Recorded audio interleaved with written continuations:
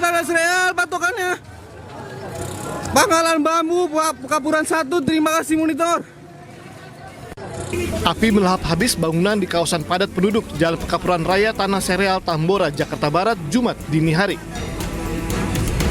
Warga bersama petugas pemadam kebakaran bahu-membahu memadamkan api agar tidak meluas ke rumah warga lainnya.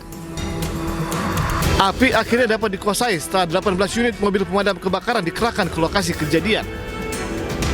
Tercatat 2 bangunan yang dijadikan rumah kos dan usaha fotokopi serta air isi ulang ludes terbakar. Awalnya, Pak? Kurang paham saya kalau pas melihat di atas ini aja udah kopi nih. Jadi penyebabnya dari mana kurang tahu juga saya. Tapi nggak tahu. Cuman pas begitu turun, nah itu fotokopi sama sebelahnya. Sementara itu, seorang petugas pemadam kebakaran terluka bakar di kakinya dan langsung dibawa rekan-rekannya ke rumah sakit. Belum diketahui pasti penyebab kebakaran tersebut. Namun diduga api berasal dari hubungan pendek arus listrik dari salah satu kamar kos yang terbakar. Dari Jakarta, Rio Manik, iNews melaporkan.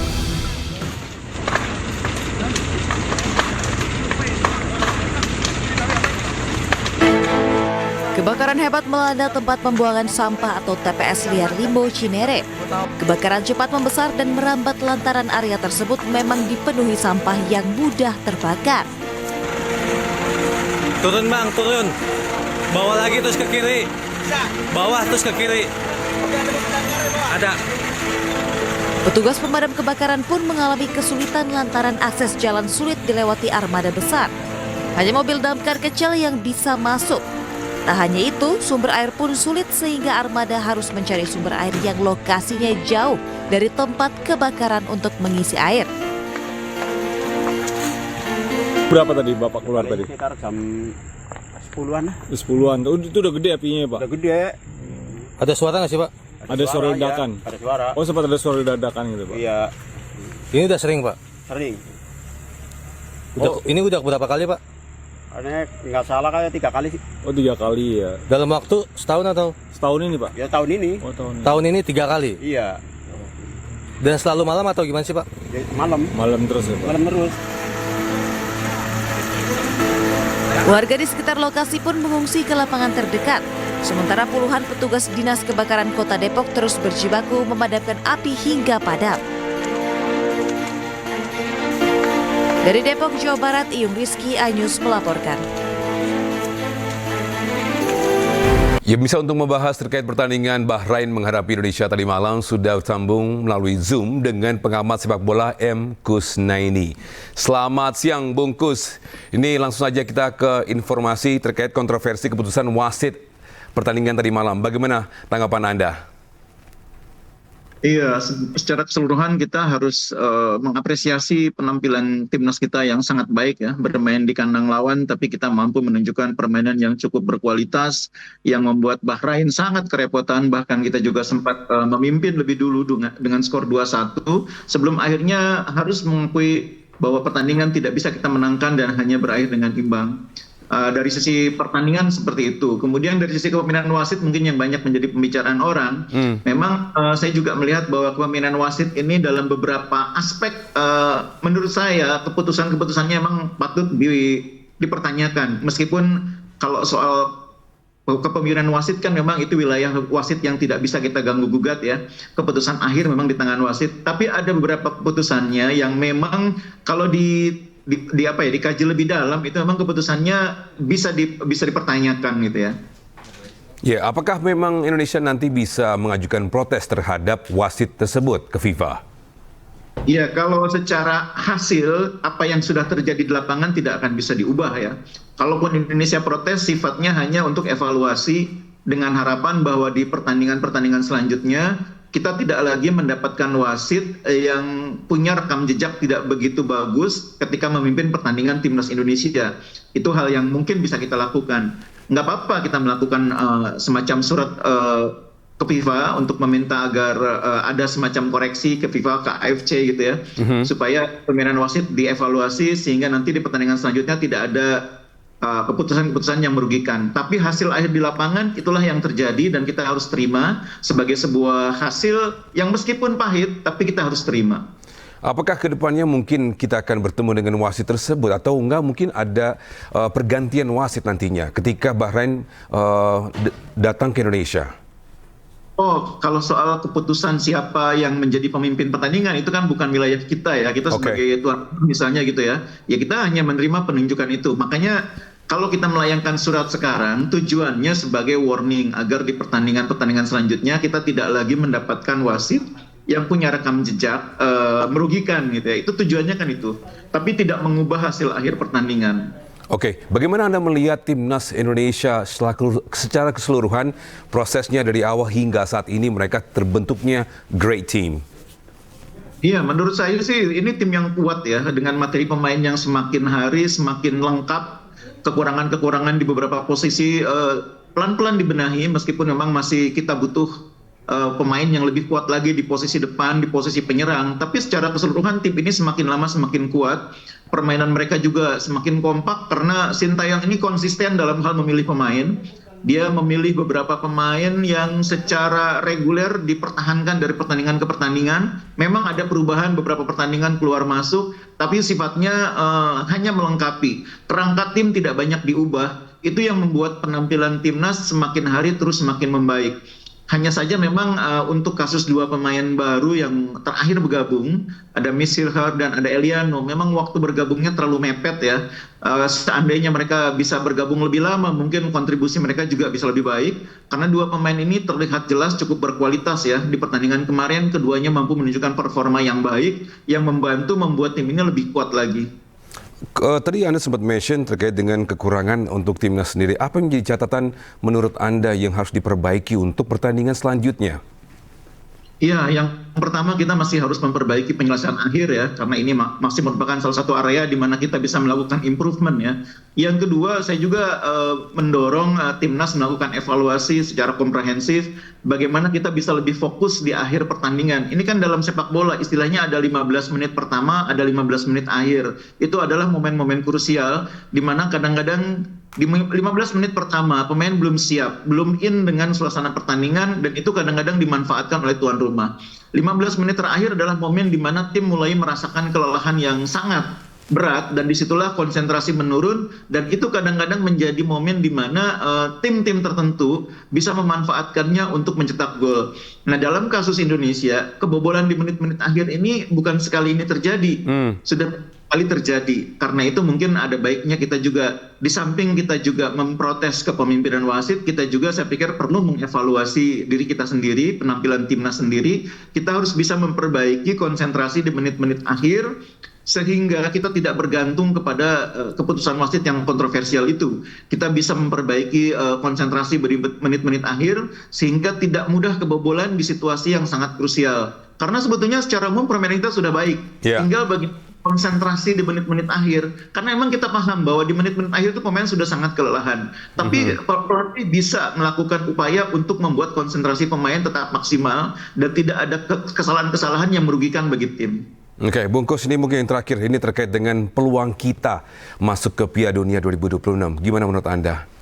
Ya, menurut saya kita masih punya peluang cukup besar ya. Bukan berarti lawan Bahrain kemarin tidak menang terus semuanya jadi berantakan. Enggak. Memang sejak awal saya bilang bahwa lawan Bahrain itu target realistisnya adalah imbang. Nanti lawan China itu yang paling penting. Kita harus menang. Jadi kalau kita mau lolos, entah itu sebagai peringkat 1-2 atau peringkat 3-4, kita tidak bisa terus-terusan hasilnya imbang. Harus ada menangnya. Dan menangnya itu didapat melalui tim-tim yang kalau bisa peringkatnya di bawah kita. Ini kan ada 6 tim dan kita sekarang posisinya bukan lagi di peringkat keempat, di peringkat kelima. Nah, mudah-mudahan kita bisa menang lawan China, tidak hanya di pertandingan besok, tapi juga di pertandingan kandang.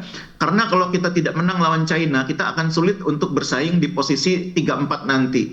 Nah, kita nanti yang paling penting lagi, kemenangan China itu nanti juga bisa menjadi modal, karena dua laga berikutnya sesudah lawan China, kita akan main home dan dua-duanya lawan tim yang sangat berat. Lawan Jepang dan lawan Arab Saudi. Jadi kita harus punya modal dulu, menang lawan China supaya nanti lawan Jepang dan Arab Saudi di kandang kita lebih percaya diri. Baik, terima kasih Bungkus atas insight-nya. Semoga Indonesia tetap semangat dan kita bisa menangkan game-game berikutnya. Terima kasih Bungkus, salam sehat. Terima kasih masih bersama kami di iNews Siang. Pemirsa, sebuah mobil mewah hangus terbakar di Jalan Walet Elok, Pantai Indah Kapuk, Penjaringan, Jakarta Utara. Sebelum terbakar, mobil sempat mengalami kecelakaan beruntun, kemudian muncul api dari bagian mesin dan merambat ke seluruh badan mobil.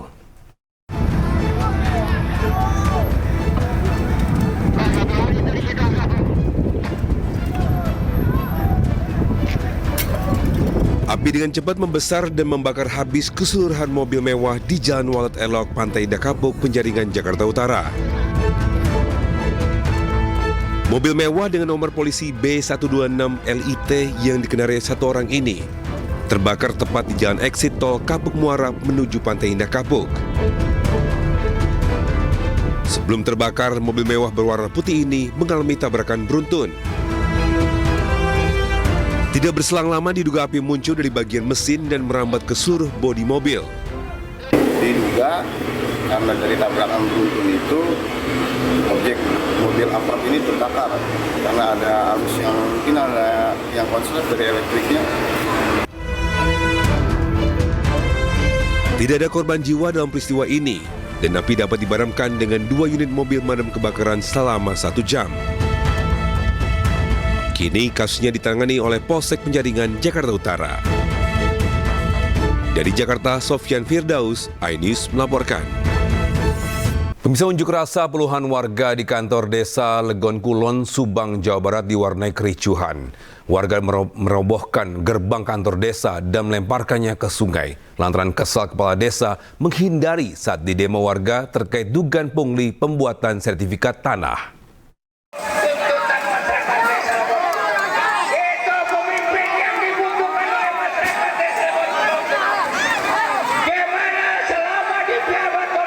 Kericuhan ini terjadi ketika warga mengetahui kepala desa Legon Kulon kembali menghindar ketika didemo warga. Warga yang kesal langsung merobohkan gerbang kantor desa. Tak hanya itu, warga melemparkan gerbang ke sungai yang berada di depan kantor desa. Meski dijaga ketat polisi dan Satpol PP, warga tak dapat menahan kemarahannya. Dalam orasi, warga menuntut agar kepala desa Legon Kulon mengundurkan diri dari jabatannya. Warga kesal dengan aksi kepala desa yang diduga melakukan pungli kepada ratusan warga dalam pembuatan sertifikat tanah gratis oleh pemerintah. Kemarin tetap tuntutan kita yaitu sertifikat massal yang diindikasi ada pungutan liar untuk Bapak Kades Nahrudin. Seperti itu, banyak ratusan korbannya itu.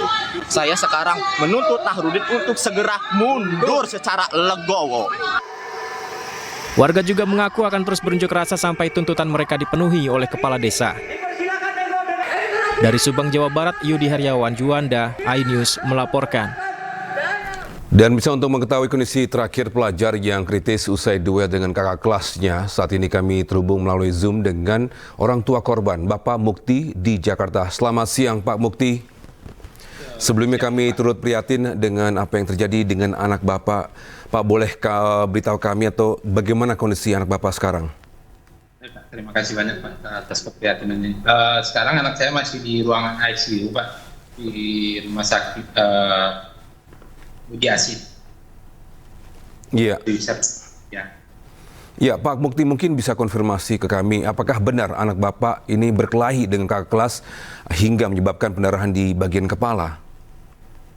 Saya sih mendapatkan beritanya itu ya berkelahinya itu saya belum tahu karena anak saya cuma sendiri dan yang mengantarkan itu ada cukup beberapa orang kakak kelasnya ke sekolahan, info dari kakak kelasnya yang mengantarkan ke rumah sakit itu masuk ibu gurunya gitu, orang dari sekolahan gitu. Bisakah Bapak cerita kronologi bagaimana Pak? Seperti apa kejadiannya ketika mungkin berduel dengan kakak kelas? Saya mengetahui untuk berduel itu tidak tahu Pak, apa berduel apa dikeroyok, tapi kalau melihat dari fakta anak saya itu fakta-fakta dari lukanya itu sangat fatal sekali kata dokter itu, dan sampai lukanya itu diinjak sepatu itu mungkin cukup lama itu Pak, jadi menyebabkan pendarahan otak. Apakah mungkin Bapak bisa cerita terkait dengan lukanya di bagian mana saja Pak? Lukanya di bagian muka di sini Pak, bekas sepatu, lembab sama sebelah kanan, kiri dan kanan Pak, jadi mungkin injak begitu lama sampai tidak sadarkan diri, sampai terbakar gitu. Jadi saya dapat info juga dari saudara, mungkin ada kebetulan lewat di depan sekolahan itu, karena sekolah itu di jam istirahat waktunya sholat. Jadi pas habis sholat ada saudara juga yang lihat katanya itu rame-rame anak sekolah, ada apa di gang itu, ternyata ada yang ribut-ribut. Nah, ternyata anak saya sendiri tergeletak. Nah, saudara saya ada yang tergeletak satu katanya, kan nggak tahu tuh, saya nggak lihat katanya, tahu. Nah, itu anak saya, itu yang kemarin di berita-berita itu anak saya. Oke, Pak Mukti. Terus? Sekolahan itu katanya. Jadi setelah itu guru menelpon ke kami orang tua, mamanya pertama, terus sama menelpon ke saya. Nah, terus kami menyusul ya sampai di rumah. Anak saya udah dalam keadaan tidak sadarkan diri lagi. Ya sempat kritis juga gitu kondisinya, memang sibuk dokter untuk ini karena melihat dari bengkak di kepalanya itu saya memang lihat. Pak Mukti, apakah sudah lapor kasus tersebut ke pihak kepolisian? Memang waktu pas pertama masuk ke rumah sakit itu, karena ditanya sama rumah sakit kronologinya seperti apa ini, ya karena pemukulan, jadi harus buat dulu laporan kepolisian secepatnya gitu untuk administrasi ke rumah sakit gitu, Pak. Iya, Pak Mukti, apakah sebelumnya anak Bapak sering mengalami mungkin bullying atau kekerasan di lingkungan sekolah? Tapi selama ini anak saya biasa-biasa aja, cuma tidak ada bully atau apa, itu saya juga tidak mengetahui apanya. Ya ini anak saya ini info dari gurunya itu di luar sekolah ditarik, kata temannya itu ditarik sama kakak kelasnya itu keluar dari sekolahan itu, dibawa itu dalam jam istirahat udah mau masuk itu kan, mau melaksanakan ujian lagi kata gurunya kan itu.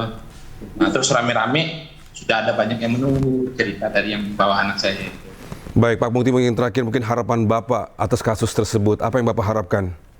Ya, saya berharap sih anak saya kembali normal seperti biasanya, sehat dan pulih kembali. Kalau untuk masalah hukumnya ya mengikuti ya penegak hukum untuk bisa menghukum pelaku, ya setimpal dengan kejahatannya ini. Baik, terima kasih Pak Mukti atas waktunya. Kami mendoakan agar anak Bapak bisa kembali pulih dan bisa berkumpul dengan keluarga lagi. Terima kasih Pak Mukti, salam sehat.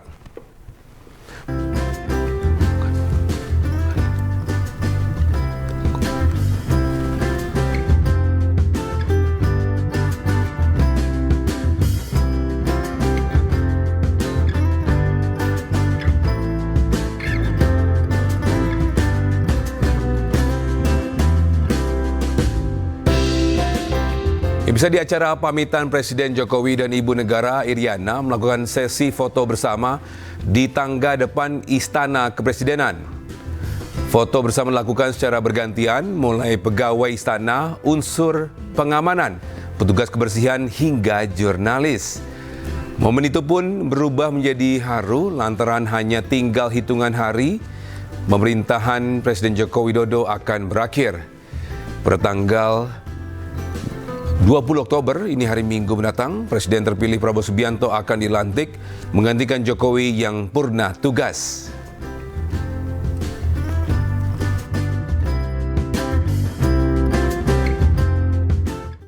Ya, sementara itu Presiden Joko Widodo meresmikan rumah sakit di ibu kota negara. Jokowi mengapresiasi pembangunan rumah sakit yang cukup singkat. Kawasan Ibu Kota Nusantara dalam acara peresmian Presiden Jokowi resmikan rumah sakit swasta di ibu kota Nusantara pada Jumat pagi. Jokowi mengapresiasi pembangunan rumah sakit ini yang selesai dalam waktu 10 bulan. Selain waktu pembangunan, Jokowi juga mengapresiasi desain dari rumah sakit yang terbilang memiliki interior yang berbeda dari rumah sakit lainnya. Satu persatu fasilitas di IKN mulai rampung dan pemerintah yakin para ASN yang akan pindah semakin mantap bekerja di IKN. Selamat datang di kawasan Ibu Kota Nusantara. Dan juga saya sangat menghargai kecepatan pembangunan dari Rumah Sakit Hermina ini, Hermina Nusantara. yang praktis dibangun hanya dalam waktu kurang lebih 10 bulan. Dan sekarang bisa operasional, menerima pasien juga sudah siap karena di dalam tadi sudah ada 3 pasien yang dirawat. Ini akan memberikan kepercayaan, memberikan confidence bagi ASN yang segera akan kita pindahkan ke Ibu Kota Nusantara karena memang juga apartemennya sudah siap, kantornya sedikit lagi di November ini akan siap, sehingga begitu kami geser dari Jakarta ke Ibu Kota Nusantara, fasilitas-fasilitas yang biasanya ditanyakan oleh mereka adalah,